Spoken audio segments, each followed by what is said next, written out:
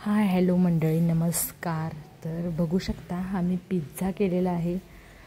दररोज रात्री चपाती भाजी बोर होतं, तर त्यासाठी आम्ही आजचा बेतच बदललेला आहे. तर इथे पिझ्झा केलेला आहे मी. होममेड पिझ्झा आहे हा, पण बेस हा मार्केटमधून आणला होता आणि हा पिझ्झा मी करत आहोत. तर दोन्हीकडे मी पिझ्झा ठेवलेला आहे बेक होण्यासाठी आणि मस्त असा मी हा मसाले भात केलेला आहे, व्हेजिटेबल राईस. तर ह्याच्यामध्ये छान असं कोबू, गाजर, तमालपत्र, आपले खडे मसाले, बटाटो, टमॅटो, गाजर, कोबू सर्व भाज्या ॲड केलेल्या आहेत. मस्त असा हा व्हेजिटेबल राईस झालेला आहे.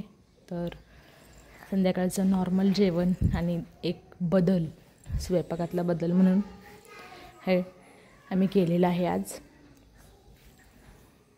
बघू शकता मस्त असा हा भात राईस खूप छान झालेला आहे. अगदी कमी मसाले घातलेले आहेत, जेणेकरून स्पायसी बी होणार नाही आणि जळजळ देखील होणार नाही. तर बघू शकता छान असं हे भात मोकळा झालेला आहे. तर ह्याच्यावर आपण छान अशी कोथिंबीर ॲड करणार आहोत. तुम्हाला सॉस हवा असेल तर तो देखील तुम्ही यावर घालून खाऊ शकता. नसेल तर लोणचं, एक तुपाची धार हे देखील घालून खाऊ शकता. तर आज रेसिपी टाकलेली नाही आहे, पण आज स्वयंपाकाच्या जागी काय केलं हे मात्र नक्की टाकलेलं आहे. तर बघू शकता तुम्ही. आणि जर पिझ्झा म्हटला तर मी असा हा बेस भेटला होता, पिझ्झा बेस जो ऑलरेडी तयार असतो. तर याच्यावर मी पिझ्झा पास्ता सॉस घालणार आहे.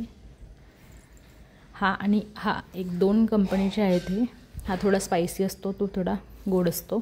तर मी ते हा मसाला घालते, सॉस घालते. तर अशा प्रकारे दोन्ही बाजूला, चारी बाजूने आपण छान असा हा सॉस स्प्रेड करून घेणार आहोत.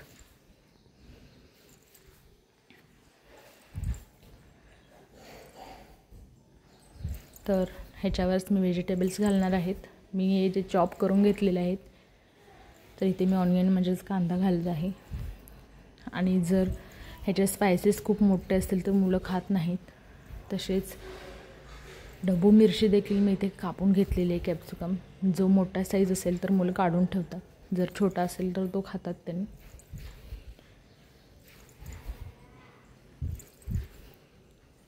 तर इथे मी हा ढबू मिरची बारीक चिरलेली ह्याच्यावर घालून घेणार आहे.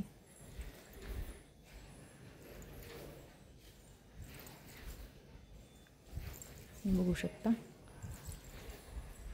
टमॅटोचे स्लाइस देखील आहे, ते देखील मी. तर अशा प्रकारे मी टमॅटो देखील घालून घेतलेला आहे ह्याच्यावरून.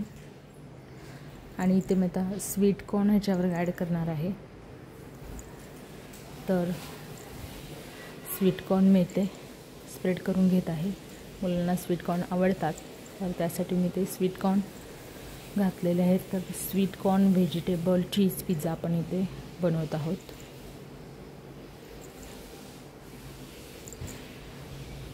तर तुम्ही जर हे थोडे वाफवून घेतले किंवा कढईमध्ये जर तुम्ही फ्राय करून घेतले तरीही छान लागतात.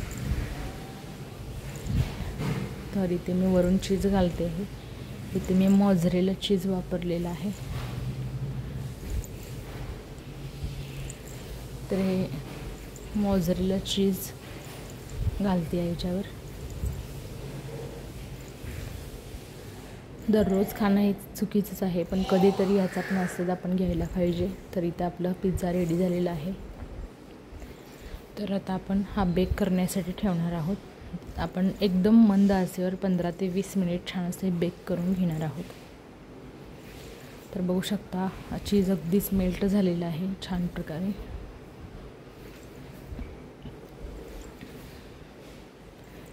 तर अशा प्रकारे आपले पिझ्झा रेडी झालेले आहेत. आपण कट करून बघूयात थोडंसं.